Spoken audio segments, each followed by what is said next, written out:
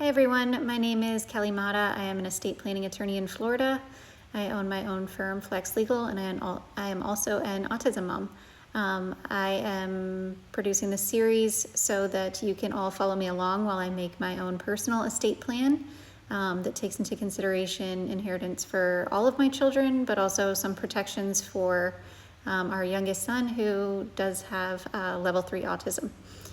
In this portion of the series, we are going to be discussing the third-party special needs trust. That can also, a special needs trust can also be called a supplemental needs trust. These are used when a beneficiary is going to be receiving government benefits. That might be SSI, SSDI, Medicaid, Medicare. And you want to protect those benefits by placing the assets in a trust instead of directly into a checking account for that individual to use.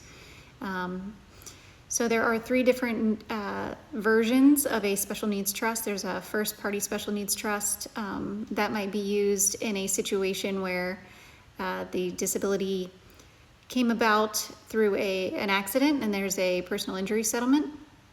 The funds technically belong to the individual themselves who is disabled, and in order to protect their benefits, they are put into that first party trust for their benefit. The third party special needs trust is funded by other individuals such as parents, family members. If you have a grandparent or a friend or a society that's providing extra funds, you don't want them to disqualify benefits for your child or your loved one. And then there's a pooled special needs trust. A pooled special needs trust is for a more modest estate, typically. Those are run by nonprofit organizations, and how those work when you invest your assets, they combine them with other families in investment portfolios, and then they maintain a separate beneficiary account for the person who is receiving the benefit of that pooled trust. For our purposes, for our family, the third party special needs trust is the most appropriate, so that's what we're moving forward on.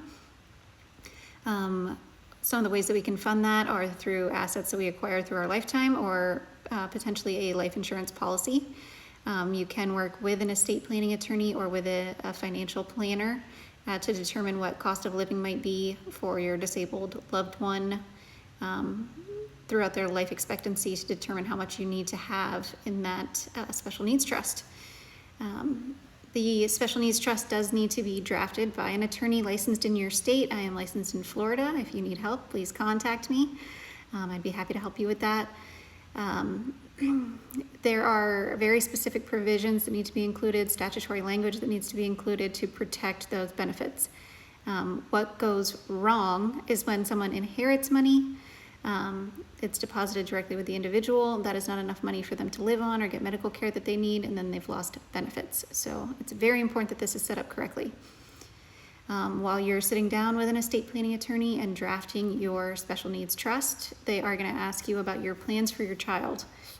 That might be living arrangements. So who do you want to be able to make decisions for your child or your loved one? In this instance, we've chosen that we would prefer our son to reside with us, and then if something were to happen to us, our son would reside with one of his siblings or family members, and we have enumerated those in a list. So the initial person would be us, a successor person would be below them, and then so on and so forth. So if the secondary person is unavailable or unwilling for him to live with them, then it would keep on going down the list. So we did want to make sure that there were plenty of options for him that did not include a group home or public institution. If that is necessary, we did include provisions in the special needs trust who we would like to be able to make those decisions after we're gone.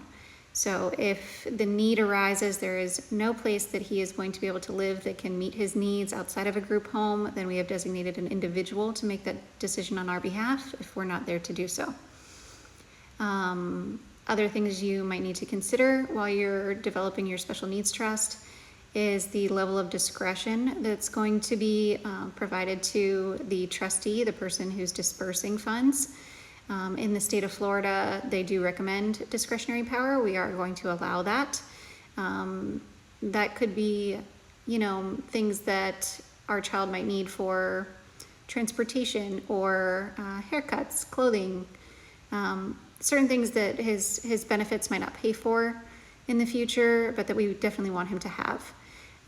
We also included provisions for him to encourage family bonding. So those trust funds can be used for travel to and from wherever he is living to visit with family members.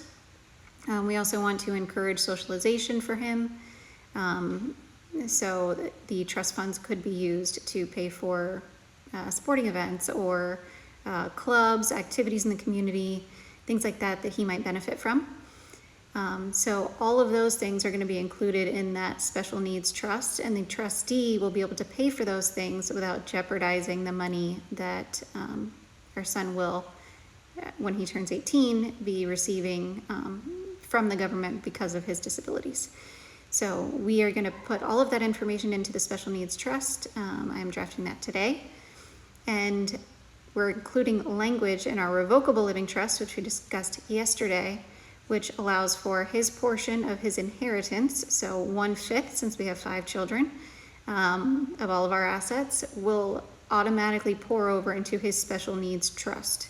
He will not inherit those directly, but we do need to make sure that that language is included in the revocable living trust so that it transfers appropriately and we don't jeopardize any of those benefits. There are other ways to protect benefits. There's other options for us. ABLE accounts being one of them, and that's definitely something I'll release a video on later. But as that's not part of my personal family estate plan, I'm not including that discussion here today. If you'll keep following along with me, tomorrow we'll be discussing the financial durable power of attorney and how that pertains to our family and our estate plan. Thank you.